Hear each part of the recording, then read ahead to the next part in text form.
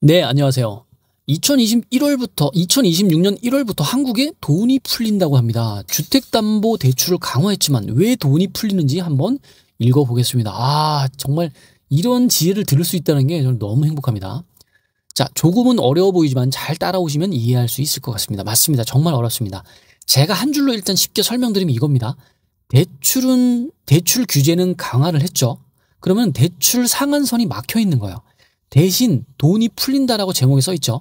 그렇다는 건 뭐냐면 대출을 많이 받는 거는 안 돼요, 개인당. 하지만 전체 시장에 많은 사람들이 대출을 받을 수 있다는 말이에요. 다시 설명드릴게요. 한 명이 많은 대출을 받지는 못해요. 하지만 많은 사람들이 대출을 받을 수는 있다는 겁니다. 한번 어떤 내용인지 읽어보겠습니다. 조금 어렵습니다.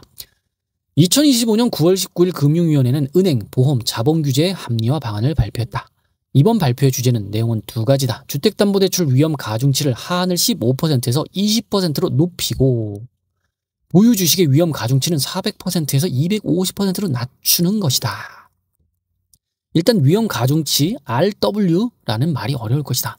BIS 비율에 대한 이야기를 들어봤을 것이다. 기본 지식이 부족하면 BIS에 대한 글을 찾아보기 바란다. BIS는 자기자본 비율이라고 해가지고, 이건 이제 저의 설명이고, 자기자본 비율이라고 해가지고 은행이 BIS 비율이 10%다 이러면 채권을 발행해서 만약에 내가 100억 좀 더 낮은 단위로 100만 원을 가지고 와요. 그러면 그 100만 원 중에 10%면 10만 원이잖아요. 10%는 은행이 가지고 있어야 돼요. 나머지 90% 있죠? 90만 원은 대출을 해주든 빌려주든 상관 안 해요. 10%를 가지고 있으라는 이야기입니다. 자, 여기서부터 한번 시작해 보겠습니다. 위험 가중치 RWA는 각 자산별로 노출액이라는 게 있습니다. 즉 잔액 개념인데요. 이 RW를 곱해서 나옵니다. 즉 자산별로 노출액에 노출이 된 exposure 잔액 개념의 위험 가중치를 곱해서 나오는 게 바로 위험 가중 자산 RWA입니다. 만약 은행이 8%의 BIS 비율을 맞추려면 위험 가중 자산 RWA에 8%를 곱하면 은행이 유지해야 하는 최저 자기 자본이 나오는 식입니다. 다시 한번 읽어보겠습니다. 이건 저도 어려워서. BIS를 8% 맞추려면 위험 가중 자산의 8%를 곱하면 된다고 하네요. 자, 위험 가중치가 높으면 같은 잔액이라도 위험 가중 자산이 높아져서 더 많은 자기 자본이 필요해지게 되죠. 더 많은 자기 자본이 필요해진다는 것은 은행이 신규 대출을 해줄 수 있는 여력이 줄어든다는 말입니다.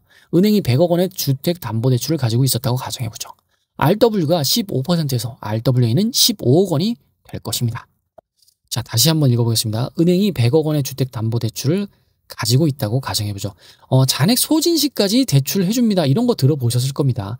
그 잔액 소진시까지가 여기에서 나오는 것 같습니다. 자, 여기다가 RW 위험 가중치가 15%일 때 RWA는 15억 원을, 즉 100억 원 곱하기 15%가 된다는 거죠. 위험 가중치를 15%라고 하면 주택담보 여력이 100억 원인데 150억 원까지 15억 원이 된대요. RWA가. 자, 여기까지. 필요 자기 자본이 8%라면 15억 원의 8%인 1.2억 원이 최저 자기 자본으로 계산이 됩니다. 1.2억 원을 내가 가지고 있어야 된다. 이런 말로 저는 이해했습니다. 주택담보대출이 RW가 15%라면 100억 원의 주택담보대출을 해주면 1.2억 원의 자기 자본을 사용하게 된다는 말입니다. 그렇네요. 이제 이해했습니다. RW가 20%로 바꾸면 계산이 달라지게 됩니다. 100억 원의 20%는 20억 원이 될 거고 필요 최소 자기 자본은 28에 16, 1.6억 원이 됩니다. 즉 1.6억 원 있으면 100억 원 대출 해준다는 거죠. 자, 동일하게 100억 원 대출을 해줬는데 RW가 15%에서 20%로 오르면 어떻게 되죠? 자기 자본 사용이 1.2억에서 1.6억 원으로 늘어나게 됩니다. 바로 더 보유량이 있어야지 됩니다. 하지만 저 이해했습니다. 계속 읽어보겠습니다. 은행이 자기 자본을 83배까지 주담 대출을 해줄 수 있었는데 62배로 줄어드는 것이죠. 은행이 유상증자 등으로 자본을 늘리지 않는 이상 자본 사용이 늘어나면 추가 대출 여력이 줄어들게 됩니다. 이 계산은 은행권 전체에 적용하면 제도가 시행되는 2026년 은행이 해줄 수 있는 주택담보대출 여력이 27조 원이나 줄어들게 됩니다. 그런데 정말 주택담보대출이 줄어들게 되는 걸까요? 자, 두 번째 변경이 재밌습니다. 두 번째 변경은 은행이 보유하고 있는 주식 RW를 400%에서 250%로 낮추는 것입니다. 업력 5년 미만 벤처캐피탈 주식 등 일부는 400%를 그대로 적용하지만 대부분은 250%가 적용된다고 봐야 합니다. 400%를 250%로 낮춰서 계산하면 은행 전체 RWA는 32조 원이 줄어듭니다. 주택담보대출의 RW가 20%니 32조 원의 5배인 160조 원의 주택담보대출 공급 가능 금액이 나옵니다. 금융위는 주식에 대한 RW를 하향으로 생긴 대출 여력을 주택담보대출이 아니라 기업대출로 유도하겠다고 밝히고 있습니다. 점점 어려워지는데 계속 읽어보겠습니다. 주택담보대출은 내년 1월에 바뀌면 RW가 20%가 되는데 기업대출은 RW가 43%입니다. 32조 원을 43%로 나누면 74조 원이 됩니다. 주택담보대출 RW를 낮춰서 생기는 대출 여력을 주택담보대출에 사용하면 160조 원, 기업대출에 사용하면 74조 원이 나오는 것입니다. 한 줄 코멘트입니다.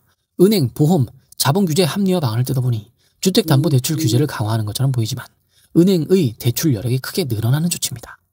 은행권의 대출 여력이 주담대 기준으로 133조 원 늘어나는 변화입니다. 대출 확대는 민간 부분, 가계 또는 기업을 민간 부분이라고 하죠. 에 돈이 풀리는 것입니다. 돈이 기업 등에 잘 풀리면 경기 부양이라는 긍정적인 효과가 나올 수 있습니다. 관리에 실패하면 인플레이션을 자극하고 주식과 부동산 등으로 자금이 몰릴 수 있습니다.